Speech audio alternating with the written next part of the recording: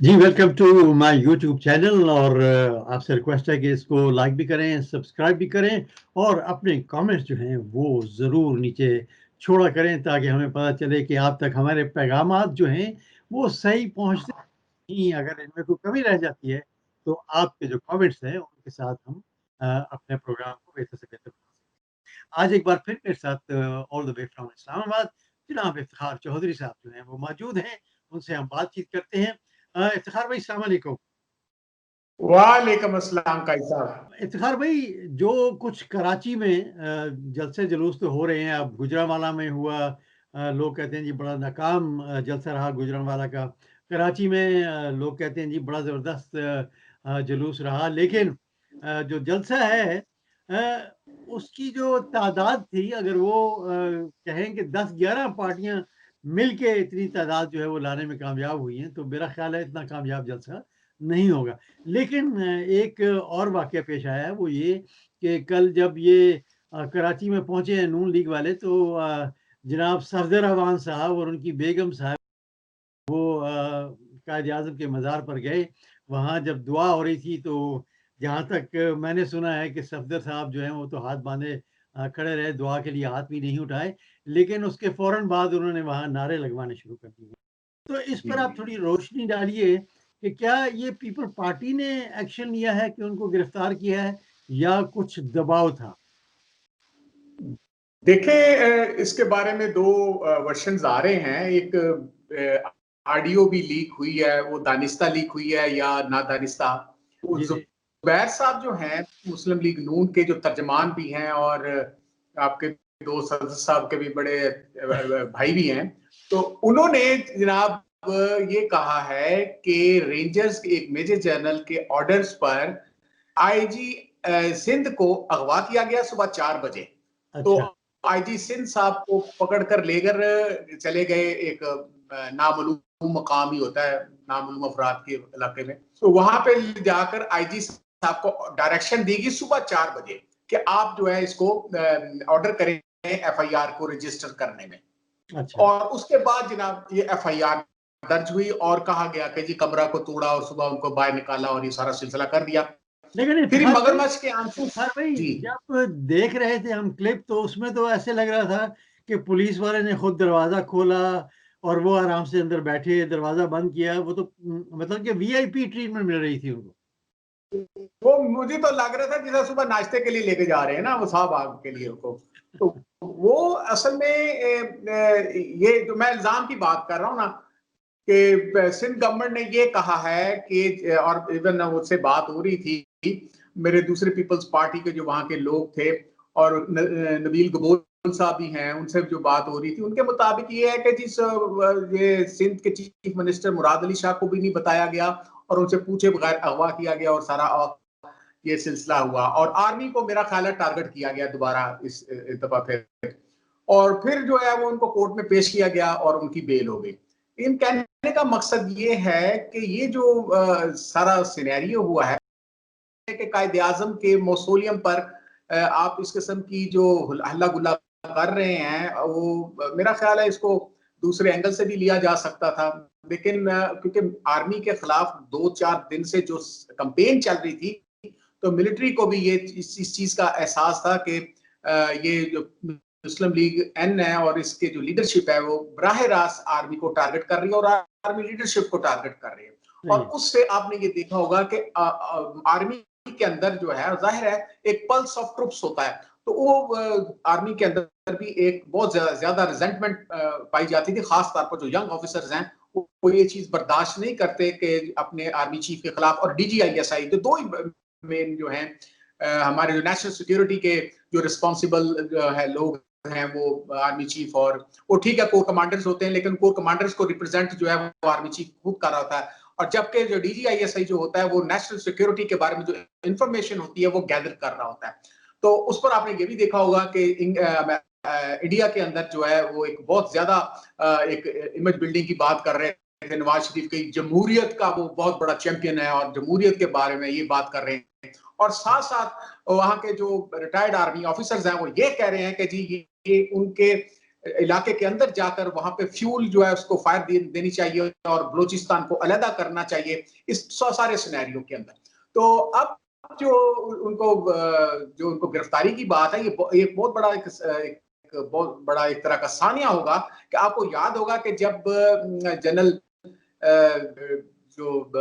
Army chief जो थे पिछले, मुशर्रफ साहब को जब सैक किया गया था, तो DGISI को इन्होंने बनाया था, जनरल जियाउद्दीन भट्ट साहब को इन्होंने आर्मी चीफ बनाया था।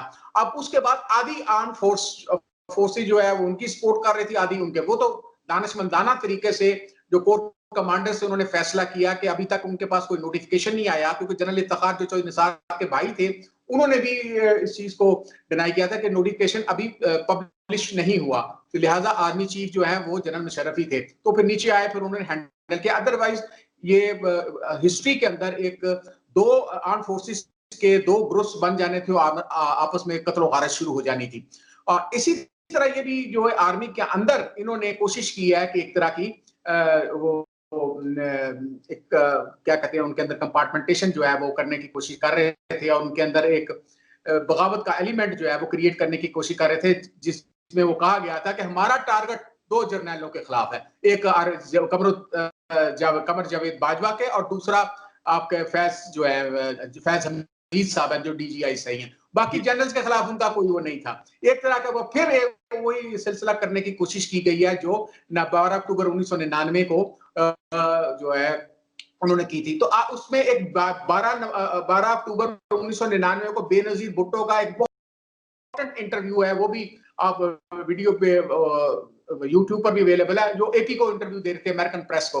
उन्होंने कहा था कि जनरल मुशर्रफ ने बिल्कुल सही किया, और इसलिए किया कि ये आर्मी के अंदर वो जो कंपार्टमेंटेशन करने की कोशिश कर रहा था, आर्मी के अंदर डिसेंशन जो है वो और बगावत के एलिमेंट्स को उभारने की कोशिश कर रहा था। अगर ये ना करते तो आर्मी आपस में लड़ाई हो सकती थी। सही है। तो लिहाजा इफ्तिखार भाई, अभी भी यही कोशिश की गई है। मैं एक और सवाल रखना चाह रहा हूँ, वो ये कि प्लीज। इमरान साहब की जो तकरीर थी कल, वो भी बड़ी धुआंधार थी, उसमें भी बड़ा गुस्सा पाया गया है। तो आप क्या समझते हैं, क्योंकि अपोजिशन में इमरान खान जब थे वो भी फौज के बारे में बात करते थे, लेकिन जो आजकल अपोजिशन है उस वक्त हुकूमत में जब थे तो उन्होंने कभी डिफेंड नहीं किया। तो क्या ये उसका रिएक्शन हो रहा है जो अब हो रहा है? देखिए, मैं पहली बात तो ये है कि इमरान खान को सीरियस अब मैंने तो 2.5 साल वो सीरियस नहीं हुआ था, जिसकी वजह से ये प्रॉब्लम यहां तक आई है। जब वो आर्मी के खिलाफ, आपको पता है, ये जब ये जा रहा था, तो इसमें मैं कहता हूं कि कमर जावेद बाजवा साहब को भी चाहिए था कि वो इनकी इंक्वायरी करते पूरी। आप एक शख्स की प्लेटलेट्स के बारे में इंक्वायर नहीं कर सके, अगर ये इनके दरमियान कोई जो स्पॉट फिक्सर नहीं था, ठीक है ना। और मेरा 100% ये ख्याल है कि ये without the consent of military establishment या certain faction of the military establishment ये बाहर शख्स नहीं गया। अब रियलाइजेशन है आर्मी को कि हाँ, ये नहीं होना चाहिए था। क्योंकि ये जो दो लोग हैं जो डिक्टेटर ने जो बनाए थे, मैं मिलिट्री एस्टेब्लिशमेंट की बात नहीं कर रहा, मैं मिलिट्री डिक्टेटर की बात कर रहा हूं, वो है जियाउल हक। तो जियाउल हक साहब ने दो बनाए थे, जो पौधे लगाए थे। एक तो जियाउल हक ने बनाया था उसको अल्ताफ हुसैन को, और उसकी MQM को उसी तरह आपने देखा होगा तंजीम जो है बनाया, तंजीम साजी, वो तलाल वाली नहीं, दूसरी तंजीम साजी जो है वो की थी। तो वो उसी तरह सेक्टर कमांडर, वार्डन कमांडर, ये इसी तरह। और उसके बाद और वो शख्स जो है वो बाद में पाकिस्तान के नेशनल इंटरेस्ट और इंटेग्रिटी और सॉलिडेरिटी के खिलाफ काम करता रहा। और अब फिर जो दूसरा शख्स था ये नवाज शरीफ। तो नवाज शरीफ को भी इन्होंने प्योर जो है क्या कहते हैं ब्रीड है मुशर्रफ जियाउल हक की, तो उसको ये पाल के इन्होंने बड़ा किया। और कोर्ट्स ने भी इसको मैं कहता हूं कि कोई ऐसा केस नहीं है जहां पे इसको रिलीफ नहीं हो, दैदिया का हो जाए, दूसरे इनको स्टे मिल जाता, 300 अरब रुपए जो है उनकी गबन हो जाता, और फिर 50 रुपए के वो जो क्या कहते हैं कागज के ऊपर वो बाहर जाने का भी इंडिया दे दिया था। पाकिस्तान की हिस्ट्री में आज तक कभी नहीं हुआ कि एक कन्विक्टेड मुजरम जो है वो उसको इस तरह की रिलीफ दी गई हो।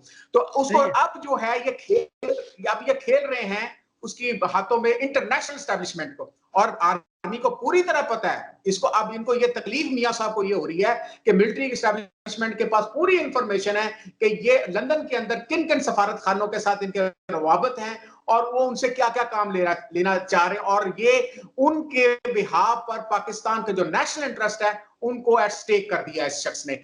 तो हमें ये देखना है कि आज का तो खैर ये इतनी इंपॉर्टेंट बात नहीं है, लेकिन ये जो आपने कहा है ना कि ये जो ये इनको 11 जमातों का इत्तेहाद था, ये कोई इतनी मेजर जो आप देखो कोई तब्दीली नहीं ला सके कि जी वो अवाम को उन्होंने मोबिलाइज कर लिया। अब 2011 का इस तरह इमरान खान का जलसा जो है वो कराची के अंदर जो हुआ था, अब उसका कंपैरिजन इसके साथ कर ले कि 11 लोग, पिछला जो जलसा हुआ तो मौलाना साहब जो है उनको क्या कहते हैं खाली कुर्सियां देखनी पड़ी थी।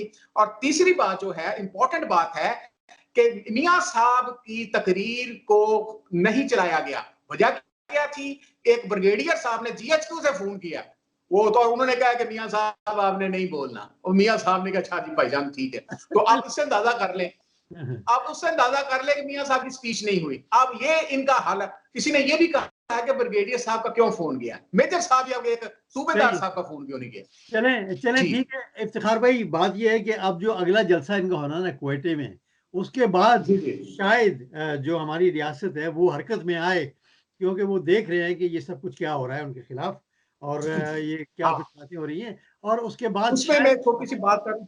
जी बोलिए। अच्छा, जई साहब जो है, क्योंकि वहां पे अफगानिस्तान जो एनडीएस और रा का जो बलूचिस्तान बेसिकली इनका मेजर टारगेट है, जो हॉस्टाइल इंटेलिजेंस एजेंसीज हैं, तो ये इंतहाई इंपॉर्टेंट है कि वहां पे जो पाकिस्तान के खिलाफ जो सियासत के अंदर पॉलिटिकल अनासर जो हैं वो उनका रवैया क्या है, और वो जिसको हमारे अचकजई साहब जो है वो लीड कर रहे हैं। और उसमें क्योंकि आपने देखा होगा कि जो इंडियन एस्टैब्लिशमेंट है, इंडियन मिलिट्री एस्टैब्लिशमेंट और हमारी हॉस्टाइल इंटेलिजेंस एजेंसी जो हमारे खिलाफ काम कर रही हैं, वो बलूचिस्तान को की अलहदगी की बात कर रही हैं। और वो अलहदगी की बात आपने देखा कि वहां पे रोज कोई ना कोई, अब इन एरियाज में भी आप देखो हमारे जवान और आर्मी के, इंडिया के एक कैप्टन भी हैं और रिटायर्ड, वो भी बड़े वायरल होते हैं मीडिया में। बिल्कुल जी मेजर गुरु साहब की चले बात हो रही है, दूसरे वो भी आने वाले वक्तों में देखेंगे कि हमारी रियासत जो है वो किस तरफ इन चीज़ों को लेकर जाती है, और क्या वो, मेरा तो ख्याल है कि इदारे जो हैं जिनके खिलाफ ये सब बातें होती हैं उनको अब जागना चाहिए और इन पे सही नज़र रखनी चाहिए, और ये नहीं कि सिर्फ नज़र रखनी चाहिए, इनको बिल्कुल सजाएं भी मिलनी चाहिए अगर इस किस्म की बातें होती हैं। आपका इफ्तिखार भाई बहुत बहुत शुक्रिया, thank you so much. Welcome sir, इंशाल्लाह आइंदा आपसे बात होगी। बहुत बहुत शुक्रिया। अल्लाह हाफिज।